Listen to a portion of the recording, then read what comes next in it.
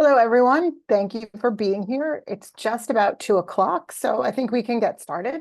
And first of all, we want to welcome you all to the AHRQ Quality Indicators Software version 2024 release webinar. So let's get started. Before we actually get into it, we have a few announcements. First, I wanted to let everyone know that we are recording this webinar for posting to the QI site. So by staying with us, you are opting into the recording. And secondly, because we do have so many attendees, all of our participant lines will be in listen-only mode. You can ask questions at any time during the presentation, and we'll be answering them in our Q&A session at the end. You ask your questions by using the Q&A feature that appears in the Zoom window. And we have a new feature this year that we're really excited about for this year's webinar. We're going to be conducting a few short polls throughout the presentation to find out more about how our users are using our product. And while the poll questions are certainly optional, we really do appreciate your input on these questions. And we also wanted to let you know that you may notice that they sit on top of the presentation until you answer or until the poll ends.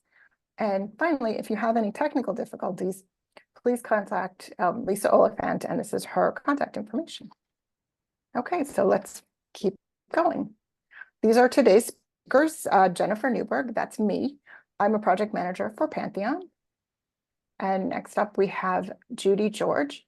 She is the program lead for the AHRQ Quality Indicators program in the Center for Quality Improvement and Patient Safety at AHRQ. Alex Bohl is the project director for the Quality Indicators Analysis and Support project at Mathematica. Veronica Hernandez is a data scientist at Pantheon. And finally, we have Vivek Kumar, who's our project director for the AHRQ Quality Indicators project for Pantheon. And now this is our agenda for today. We'll start with an overview of the AHRQ Quality Indicators, and then an overview of the software and the version 2024 updates, fiscal year coding updates, indicator logic changes, population files, and user suggestions. We also have some usability improvements and a look at version 2024 resources. And then, of course, we'll have our Q&A session at the end. And now I'm going to turn it over to Judy George to keep us going. Judy? Thanks, Jennifer. I know we have the first poll question up, and I'll just get started while folks are responding. I'm pleased to take this opportunity to share a quick overview of the AHRQ Quality Indicators, including the development of those, currently available measures, known use cases, and our user groups. And also share with you some exciting news about a new beta software version that's planned for release this fall. Next slide, Jennifer. So many of you are aware of the origins of the AHRQ Quality Indicators. And Jennifer, do you have a poll response already that you could share? Or are they still trickling in? Sorry, I'm coming off mute. I do Excellent. have a poll response for you. Excellent. We have 42% are very familiar, 49% are somewhat familiar, and then we have a small group of 9% who are not familiar. Excellent. Thanks, Jennifer. Of course. And so for those of you who are less familiar or just new to the quality indicators, let me share a little bit with you. And that the quality indicators began with HCUP, that is the Healthcare Cost and Utilization Project. And they were originally developed at the request of state organizations and hospital associations as a quality improvement tool in the absence of any other measurements that were available at that time. And so AHRQ followed guidelines and practices that were developed by AHRQ's Evidence-Based Practice Center methodology to develop the indicators, which is a pretty rigorous process. Now, currently, the quality indicators are developed, tested, and risk adjusted using HCUP data from up to 47 states and DC, which comprise the reference population to benchmark the measures. These state inpatient databases from HCUP represent more than 95% of hospital discharges in the US. Let's go to the next slide, Jennifer. The quality indicators now include 60 plus measures with broad applicability that can be computed using administrative data. Now, these indicators can enable real-time information. So for instance, users may examine the indicator results and relate them back to individual patient records to distinguish data quality issues from actual quality problems. And those results can be used to guide improvement initiatives. The users of the use cases rather of the AHRQ quality indicators are broad and varied, and they're used for research, needs assessments, for planning at various levels, local, state, national, as well as for quality improvement initiatives, both at hospital levels or community levels, in addition to public reporting efforts. Next slide, Jennifer. The AHRQ quality indicators have a wide range of users, including hospitals and health systems, hospital associations, health plans, state and local health departments, third-party vendors, so EHR vendors, data analytic companies, as well as federal agencies and federal health systems. Next slide, Jennifer.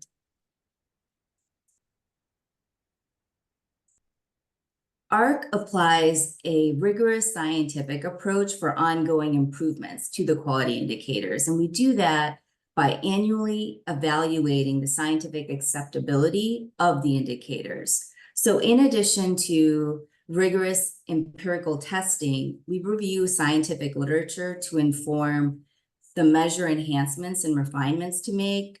We review changes to administrative data, coding, and guidelines.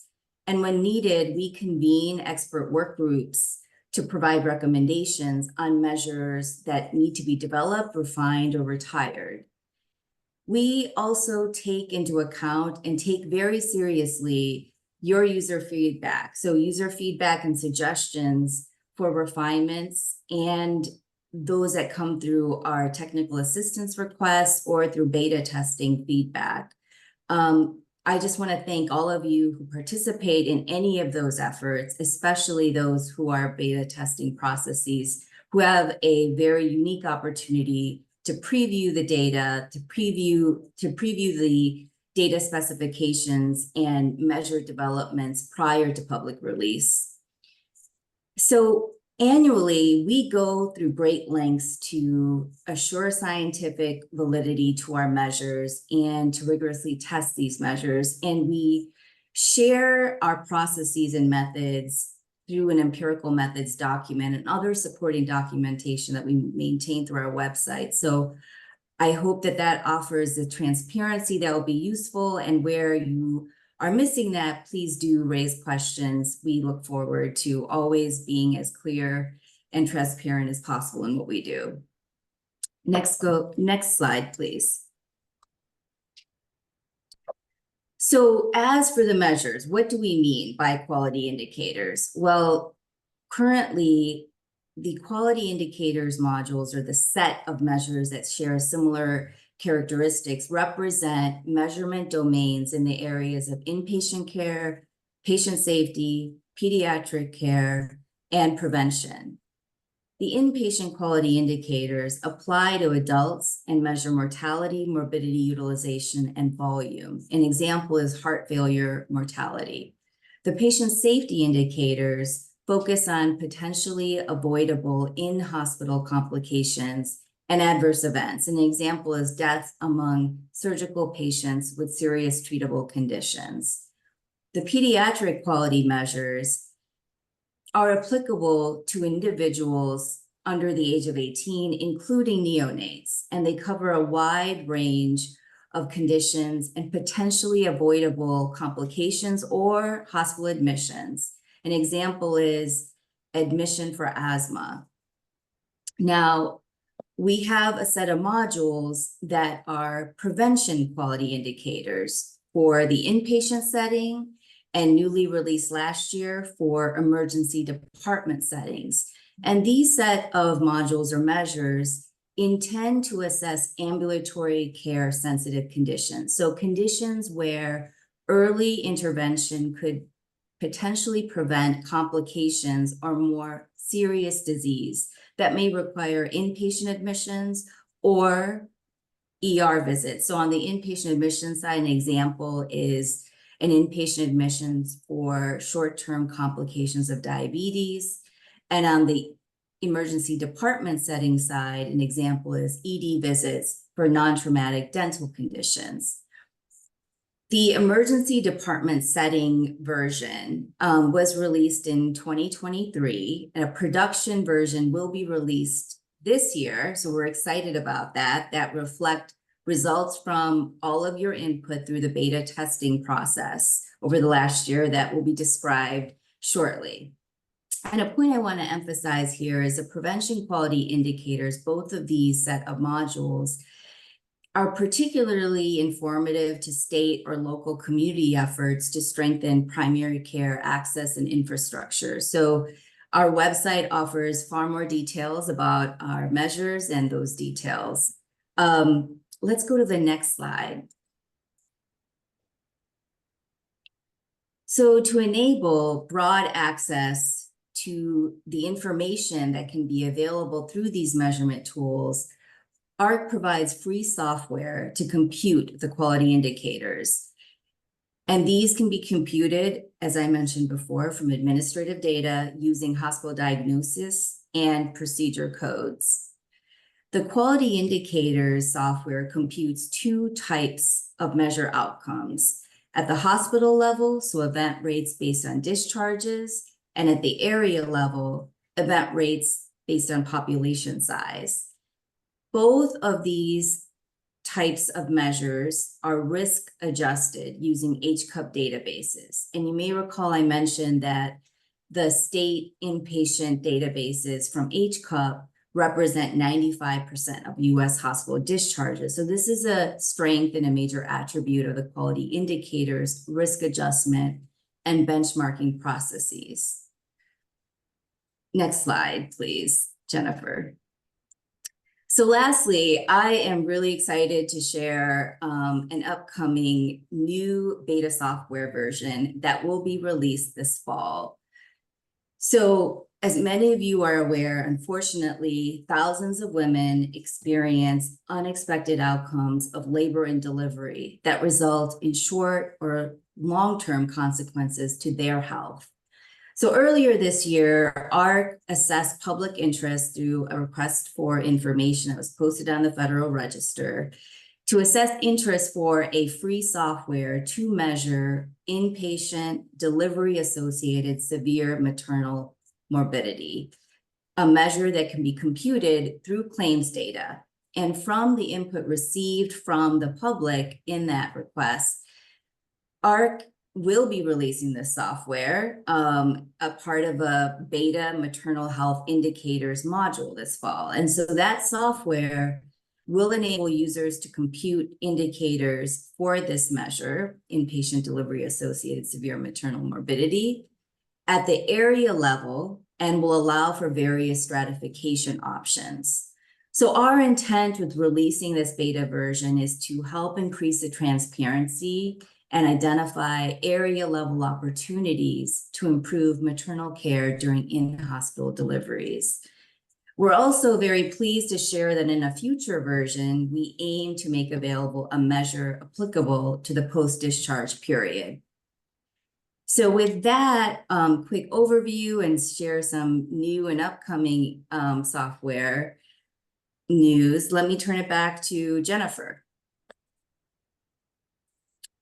Okay, thank you, Judy. Moving on, we're going to take a look at the version 2024 software release. It was released on July 26th and is now fully available for our users. SaaS-QI users can download the individual software packages for the module that they're interested in. WinQI users download a single installer for all modules, and then CloudQI for PQE and PSI. Those users download a single installer package to get started. And as we identify new needs and refinements, we produce technical specs updated and posted annually. And we also provide a full suite of documentation every year for our platforms, including software instructions and release notes. So you should have everything that you need. So with that, I'm going to turn it over to Alex Bull as we go forward. Alex? Thank you, Jennifer. Thank you, Judy. So you can go to the next slide, please. The next 10 slides describe the changes made to version 2024 of the QI software, describing the process as well as some of the expected outcomes of these changes that you might experience when running the updated software. Excuse me. This process every year begins with two broad sets of changes for maintenance of the software. The first relates to coding and the second relates to data. For coding, the quality indicator software is backward compatible, starting with the beginning of the ICD-10-CM PCS period, which is fiscal year 2016, all the way through fiscal year 2024. And our clinical coding team at UC Davis goes through all the different sets of inputs, excuse me, including the CMS MSDRGs, the POA exempt list, as well as AHRQ tools, including the Elixhauser comorbidity software, as well as other set names that we've defined previously for the QI program. All of these are updated. Look for fiscal year updates. And so again, that is maintained backward compatible. Excuse me. We also update the reference population data that comes from HCUP, the SID and SED data. We'll talk about the differences in later slides, state by state, but you can see that we both use the SID, and for the PQEs, we also incorporate the SED. Next slide, please.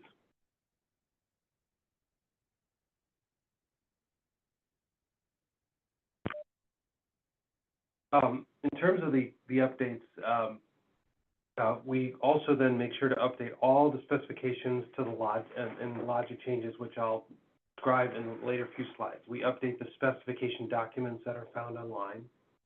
And this is done, as Judy mentioned earlier, with detailed deliberation and analyses for each change that's made, including tests. Excuse me. For this year, we also made two changes as we come out of the pandemic, where we had added software options to exclude COVID discharges or use and different options for the area quality indicators of which population estimates to use. We've removed those user options because now we have solutions via risk adjustment in the software. To learn about all the other high-level changes to the software, you can read the release notes as highlighted there on the last bullet. Next slide, please.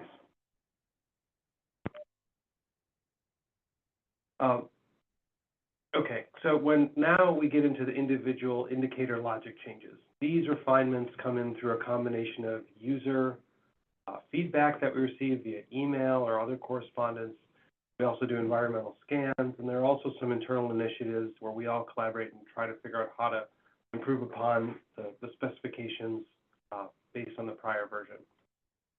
So one of the broadest overarching changes to the logic change this year is a change to OR-PROC, where we reconciled OR-PROC, which is a very long list of ICD-10 PCS codes for operating room procedures, against a very similar tool called PR class, which is released by, or sorry, P class R, which is released by HCUP in order to classify different types of procedures.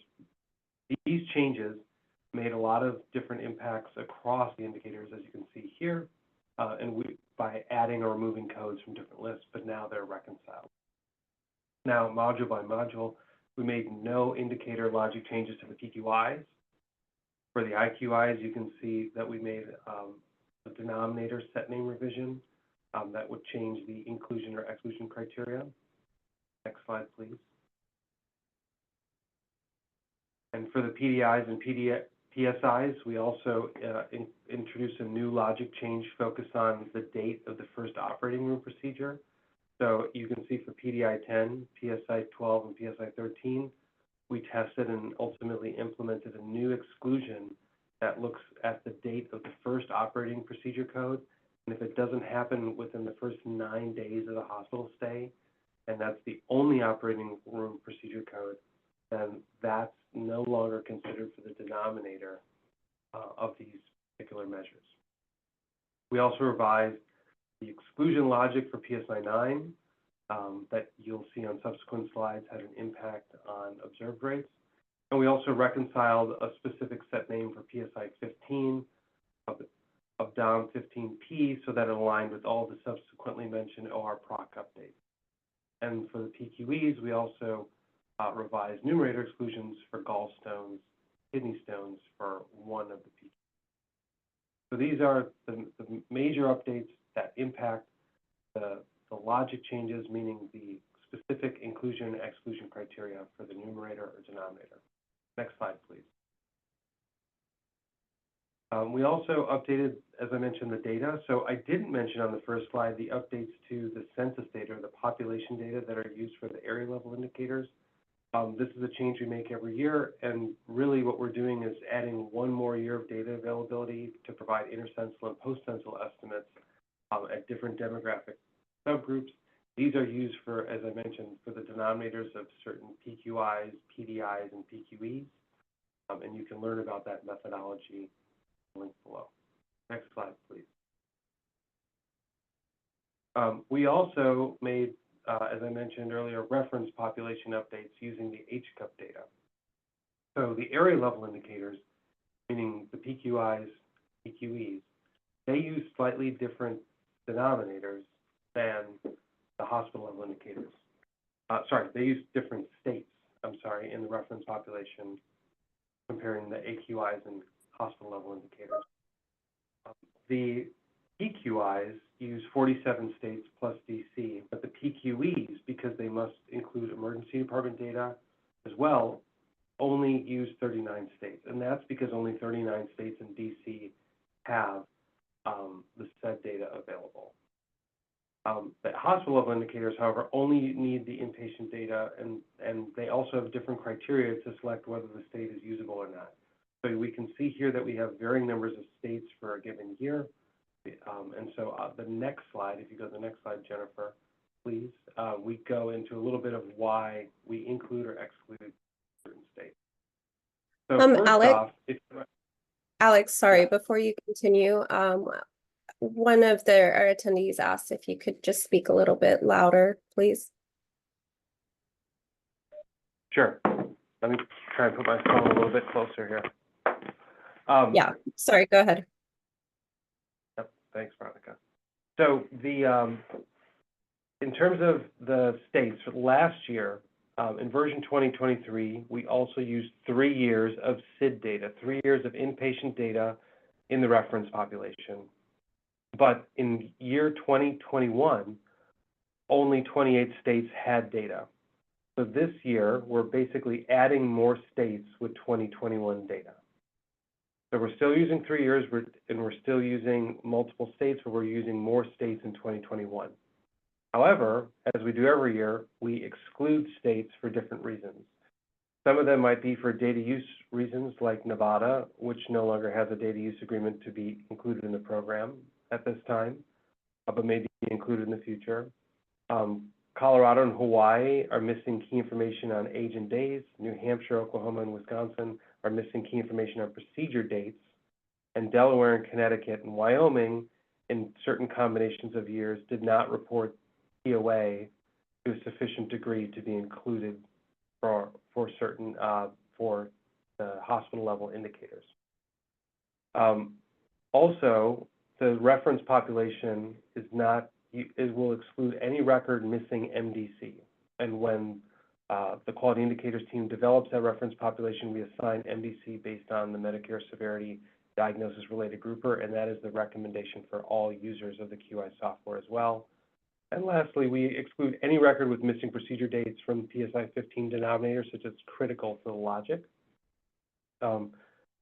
And just to note here that this is for the development of the reference population that lead into the benchmarks, the reference population rate, the risk adjusted rates, the signal variance, and the composite weights. Next slide, please. Okay, So now we go on in the last 5 minutes or so to summarize the impacts along different modules. As I mentioned, we're changing fiscal year. We have fiscal year coding updates, but those at this point won't show up in these impacts because the data that we're using to test doesn't go to that recent time period. So the changes that you're going to see are due to the logic changes that we described, or potentially data changes. But in this case, we're just talking about logic changes, focusing on the PSI module. First off, PSI 2, which is a unique indicator, had one of the largest increases of any indicators looking between years. And that's because of the way that PSI 2's denominator is defined. It's used, we take the reference population and we determine which DRGs have meet a certain threshold to be included in the denominator population. As we added more states in 2021, more DRGs met that criteria. So PSI 2 is going up basically by virtue of more DRGs being included in the denominator. We mentioned previously on the slide the 10-day operating room procedure day cutoff, and that is now showing up as a reduction in PSI 12 and PSI 13, or an expected reduction in PSI 12 and 13 rates. And we also mentioned previously a PSI 9 revision to a denominator exclusion that it's going to lead to a relative increase in PSI 9 observed rates. Also, because of the changes to OR-PROC, we also anticipate slight changes to the other PSIs listed here, as well as some other coding updates that were made as well. Next slide, please. Then, to focus on the PSI 90 composite weights, in general, the PSI 90 composite weights look fairly similar to how they did in version 2023, meaning that all of them have almost the same relative rank of importance with some changes, and most of them changed by less than 1 absolute percent or less, with a few exceptions. So PSI 12 had a 9.8% relative decline in its weight, related to what we talked about on the previous slide. However, but it's still the 4th highest weight. PSI 3 now has the 2nd largest component weight overtaking PSI 13, but that's really because PSI 13's weight went down slightly. They're both still roughly the same, and PSI 9's weight, again, corresponding to the change we highlighted on the prior slide, it went up a little bit because of that new denominator exclusion change, but it's still the 4th lowest weight. Next slide, please.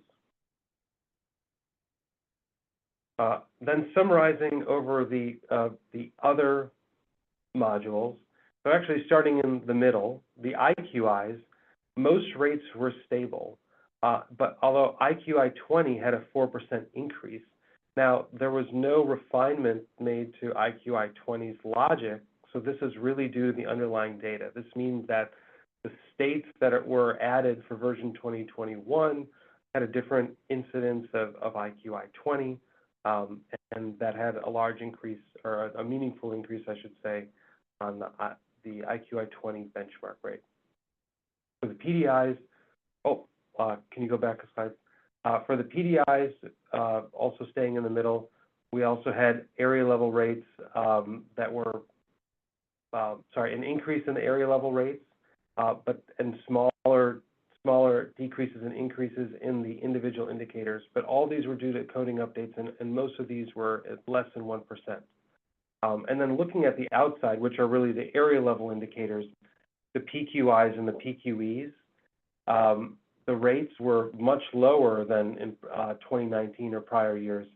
And that could be for multiple reasons, but in part, it seems that this decline is reflected in the incidence of respiratory complaints, such as asthma, COPD, community-acquired pneumonia, flu and respiratory infections, which contribute directly to 3 of the PQEs and 3 PQIs. So it's believed that maybe this reduced social interaction around this time or other exposure triggers for respiratory problems through the pandemic contributed to that decrease. We also saw a decrease in the rates of cardiovascular admissions, which we also saw during the first year of the pandemic of 2020, but it seems to have gone back up or reversed in 2021. and the PQEs for dental conditions and back pain may have been seen a downward trend and reduced ED use in general during the pandemic, but more research is needed, hopefully with the PQIs or PQEs, to understand what exactly the drivers were in these changes. Next slide, please. Okay, and to wrap it up, we also had one methodological change for risk adjustment, and that was the use of HGLR for feature selection. This is a method that we've been investigating for some time and now published on in 2023 as a potential improvement to overcome some of the calibration and discrimination issues when we're fitting risk adjustment models for some of the more rare stratified PSIs and IQIs. So after testing, we implemented this in version 2024.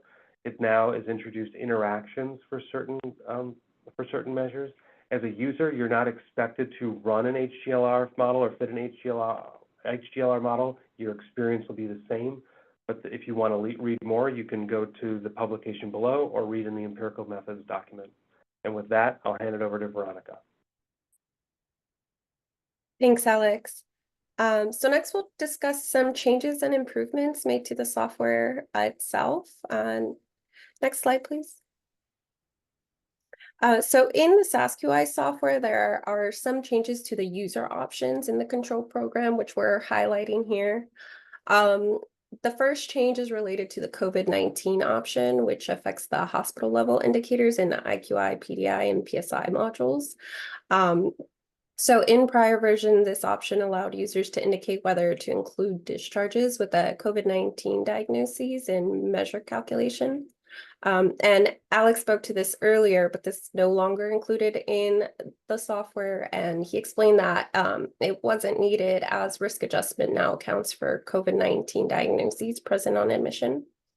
And the next two options are new and are a direct response to user needs and suggestions. The first option, which is included in all modules, is named outfile_keep.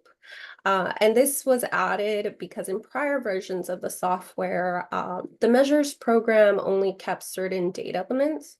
So if users were interested in analyzing other data elements, such as the diagnoses codes that flagged an indicator, for example, users had to either make changes to the measures program or to keep diagnoses codes, or would need to link the output from the measures program back to the file. So this new option allows users to indicate additional elements to keep and thereby reduces the need for those additional processing steps. And the next option listed here is scale underbar rates. And so the rates for the quality indicators are typically reported by 1,000 discharges for hospital indicators, such as those in the PSI module, or by 100,000 population for area level indicators, such as the PQIs and PQEs. So this option will allow users to scale the rates accordingly, and it's intended to aid overall reporting. Next slide, please. So apart from software control options, we've also made additional improvements, which are highlighted on this slide. Again, these improvements were all generated from direct user input. So I'd like to emphasize that we value your input, and it really does help us improve the quality indicators.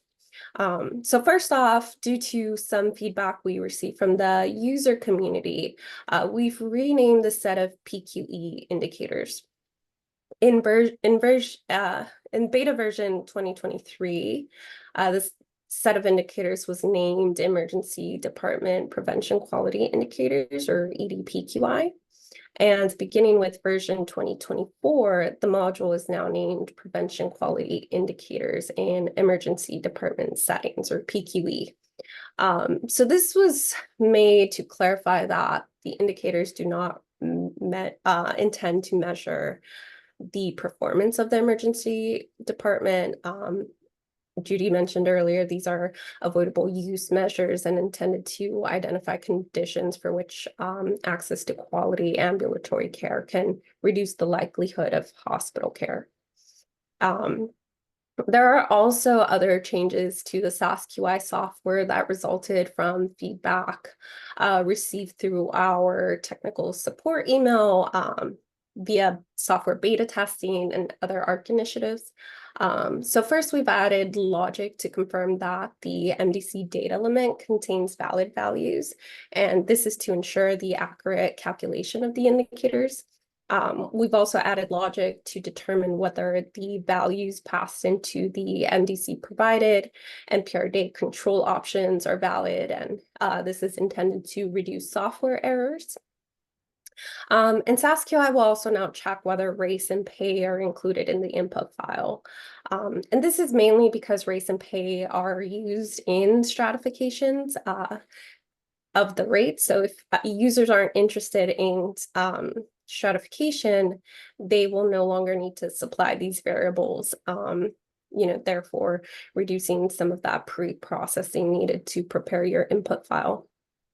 We've also standardized the file references in an attempt to aid our users running SaaS in case-sensitive environments such as Unix and Linux. And we've also resolved some bugs that were reported in the beta versions of the EDP-QI and Cloud QI PSI Windows software. And so with that, I'll turn it over to Vivek to discuss the updates made to the Windows software in more detail. So go ahead, Vivek. Thanks, Veronica. So that was all about SaaS QI changes. Let's discuss a little bit about the Windows software changes. So as we go through our annual update process, all changes made in one product are mirrored in other products as well. So the version 2024 changes that you heard so far are also incorporated in the Windows-based products, which are WinQI and Cloud QI that we are maintaining. So WinQI version 2024 continues to support the core modules, which are PQI, PSI, QI, and PDI. However, Cloud QI now supports PSI and PQE modules. As you remember, in version 2023, these modules were released as beta versions and as standalone applications, the Windows applications. Some of you may have used the beta versions of version 2023 Cloud QI PSI or EDP QI, that's what we called it then. So if you have previous version, that is version 2023 installed, for either PSI or EDP QI or both, you will be notified for the upgrade to the new, this integrated version of the Cloud QI software. So we'll discuss a little bit more about Cloud QI updates in the next slide. But before that, let's go over WinQI updates.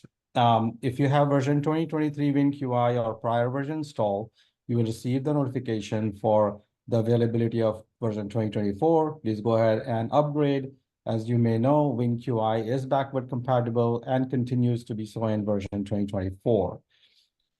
So WinQI now includes fiscal year 2024 coding updates and specification changes that we discussed previously.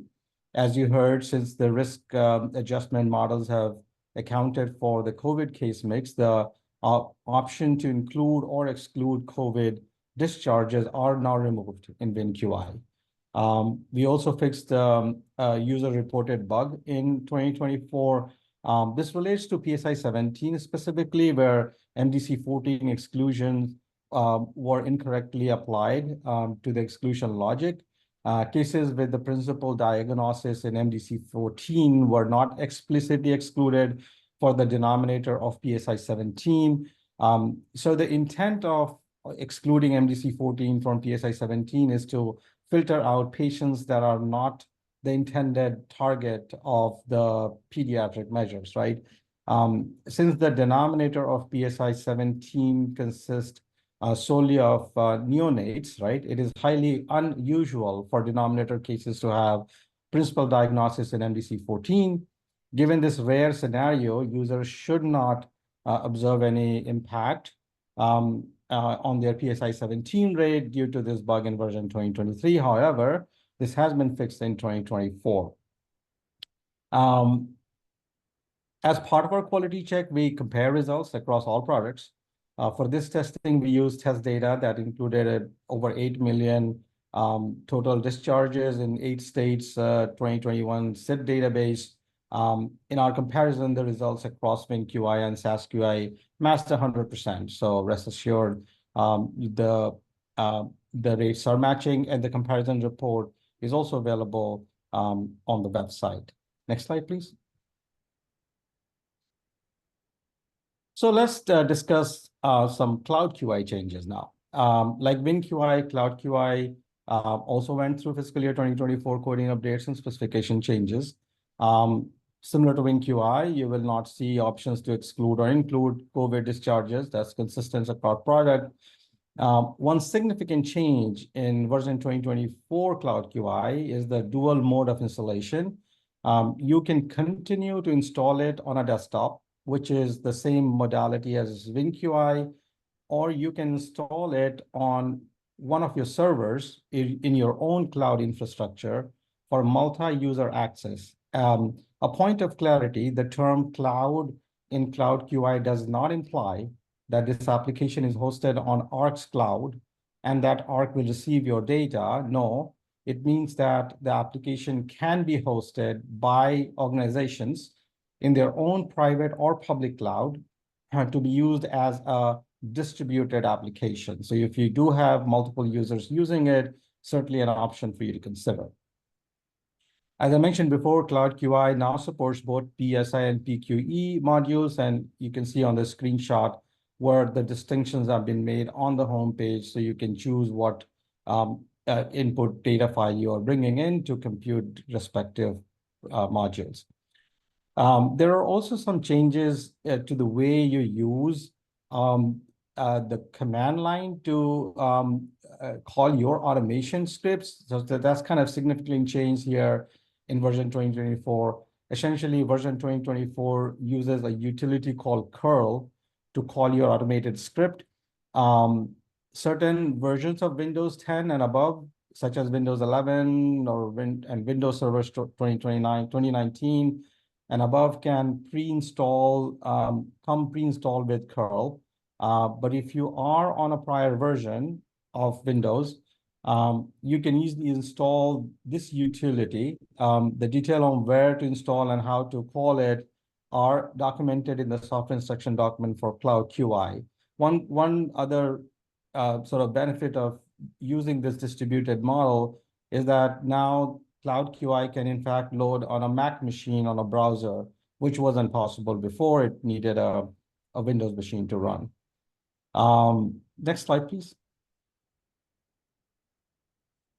Additional improvement in version 2024, Cloud QI also includes many other improvements to address feedback we receive from our users who use the beta version. We're very excited to share these improvements with you. You can now see all your previously uploaded input files and switch to one of those easily without having to re-upload them. This helps you reanalyze your previously uploaded file without having to spend time in re-uploading it. It can provide you some good time savings. We hope you would find it useful. Since Cloud QI now supports multiple simultaneous users, there is a need to safeguard one user's data from others and requires login. So only if it is installed in a multi-user mode. So there's also a built-in user management added, allowing your administrator to manage users in organization. This feature gets enabled if the application is installed in a multi-user mode, not in a desktop mode. Additionally, the installation for the application is greatly simplified. The application is self-contained and there is no additional supporting software needed, such as SQL Server, which was needed in WinQI. So the installation is a breeze and is nothing more than just double-clicking and download the downloaded set of file. The application is backward compatible, and you can in fact run multiple versions easily by switching between the versions as opposed to uninstalling and installing. So for example, version 2024, it will just it will show up in a window where you can switch to that. And there's a screenshot here showing the multiple file uploads that you can switch to, or you can switch to different versions, or the user management. Go to the next slide, please. And then there's some additional improvement, include an option to share your telemetry data with us. After installing the application, you will be automatically opted in for sharing, but the application will notify you and give you an option to opt out upon launching the application the first time. You can also opt out anytime from within the application. We are collecting this information to learn from your users' data and improve the software in the future. It is important to clarify that we collect what we collect and what we don't collect, right?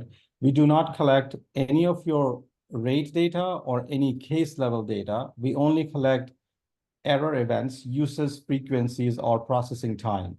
Additionally, we have added a function for you to provide feedback, reach out to us from within the application. And here's what users are saying who have used our beta version about the ease of use and how it is helping them. I'll let you guys read it. The slide deck will also be posted on the website. Next slide, please. So we also fixed on the couple of bugs in WinQI. The one of them is related to DRG version field column, which was it needed user to use the exact same column name. If you didn't use it, it will show some warning. So we sort of fixed it in 2024. Now you can use the same name, but for 2023 users, you can just rename it to DRG_var, and that will fix the problem. EDPQI also had some a bug identified by user where your exported data had a mismatch in your key that you're using for a row and the hospital ID that you used. In the exported report, it was misaligned, although on the screen, the reports were correct, but that's also fixed in 2024. Lastly, we ran the test again to compare the results, and Cloud QI, WinQI, and SaaS QI, they were all aligned 100% on the report, and that also used the 8 million data. So let's assure the data is matching. Let's go to the next slide. Gonna wrap it up soon. So this is finally sort of a quick rundown on the changes made to the AHRQ website and the resource available to you. As previously mentioned, EDPQI is now called PQE, so you will see that across the website. You can click on individual cards and learn about the module. You can go within the resource page and look for all the resources, technical specification, risk adjustment document, and all that. And also have a link for you to learn about how to use PQEs or the software page. So available for you on the website once it's posted. That's it. I'll turn it over to you, Jennifer. Okay, thanks, Radak.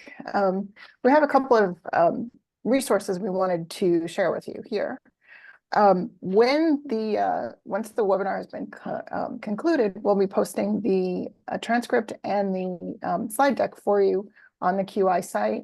And this page will be especially useful for you because all of these links will be live, and you can just come right to this page and get right to all the resources that we have for you.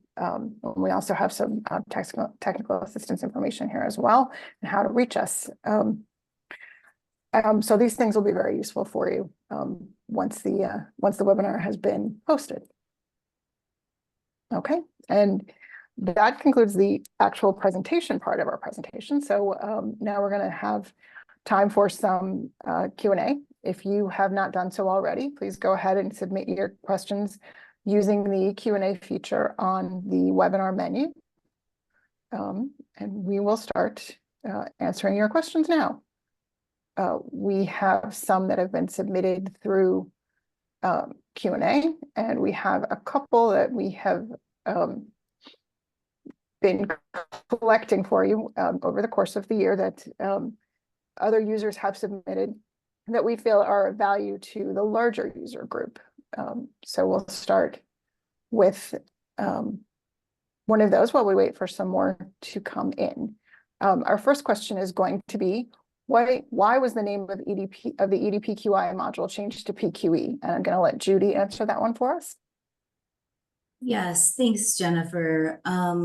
So EDPQI was was the name of the module when it was beta released in 2023, and a part of the comments that we received from the emergency medicine community, specifically ED docs, was that the term did not really match what the measures were intending to capture, in that it's not measuring the quality of the emergency department or ED care. Rather, these are measures of ambulatory sensitive care conditions, and therefore we changed the name for those reasons and have tried to make it aligned with our inpatient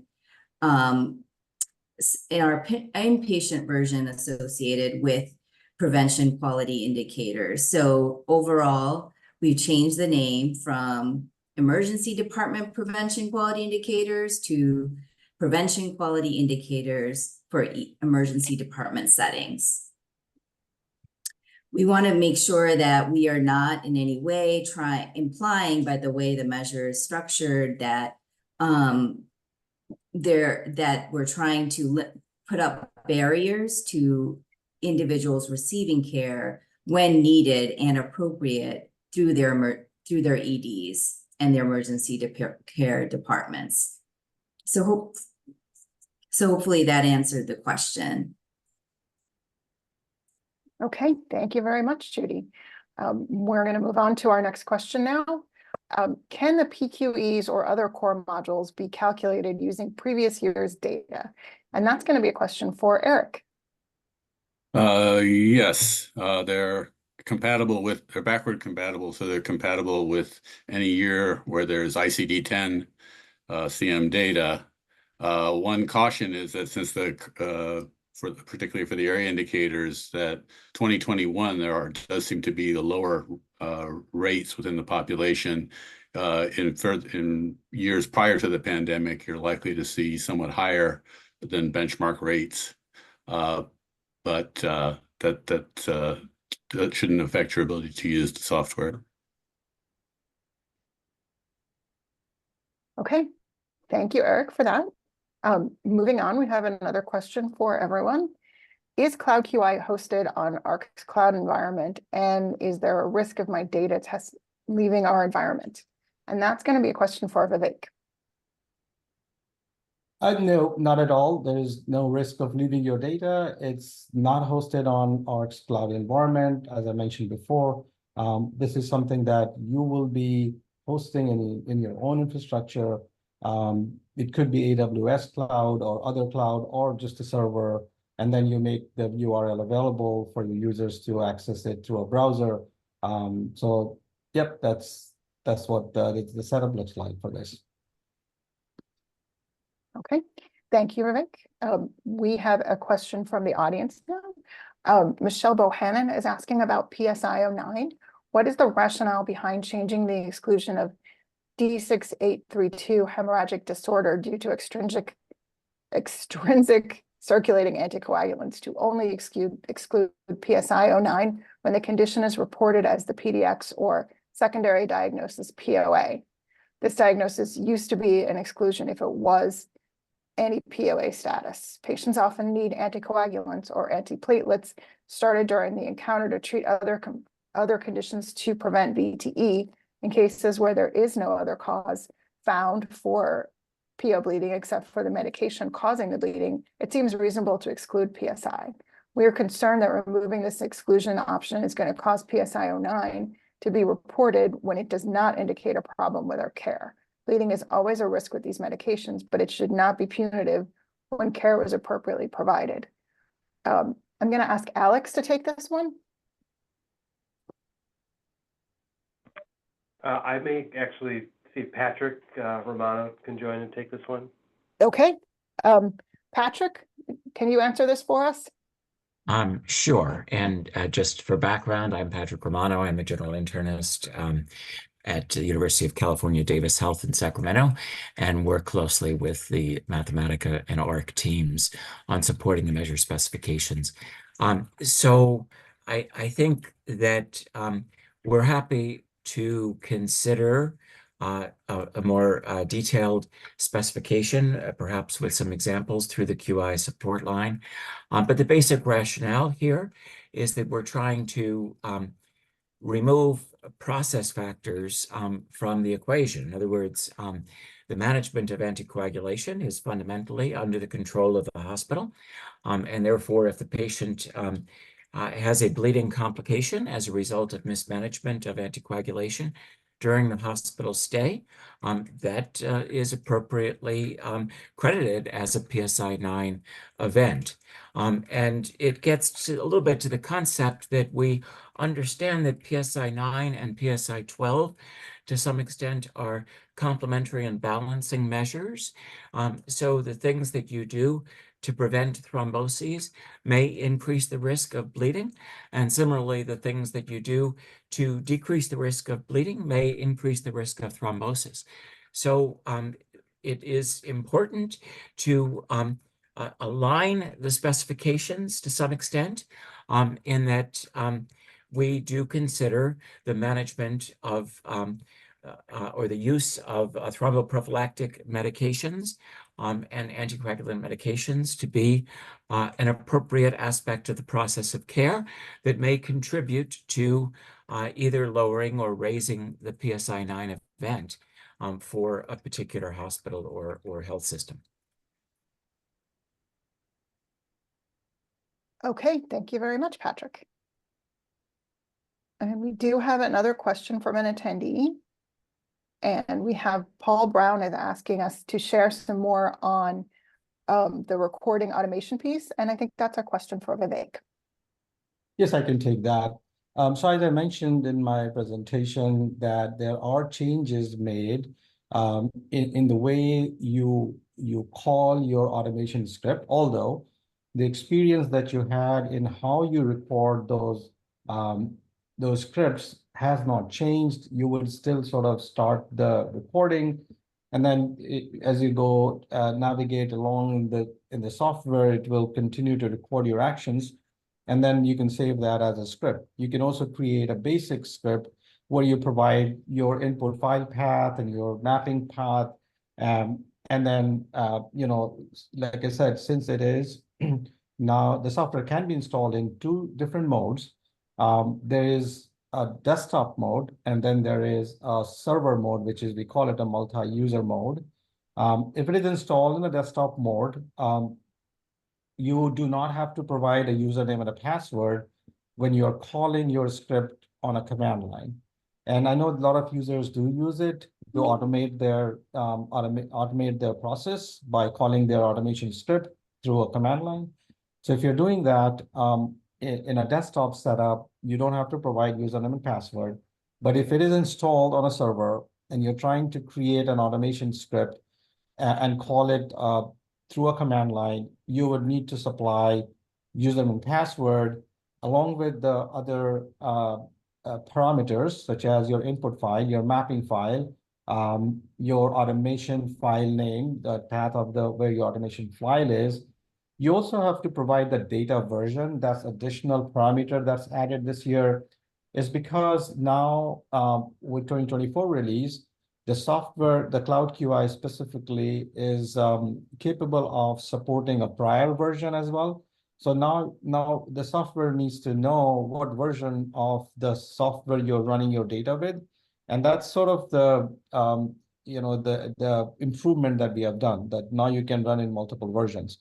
And then you just provide an output file, which will be saving all your file in a zip file as an output. And then you provide your email and password. This information is available on the Cloud QI software instruction document. We'll post that link here as a response. And then you can go to page number 120, that's where you'll see all the details.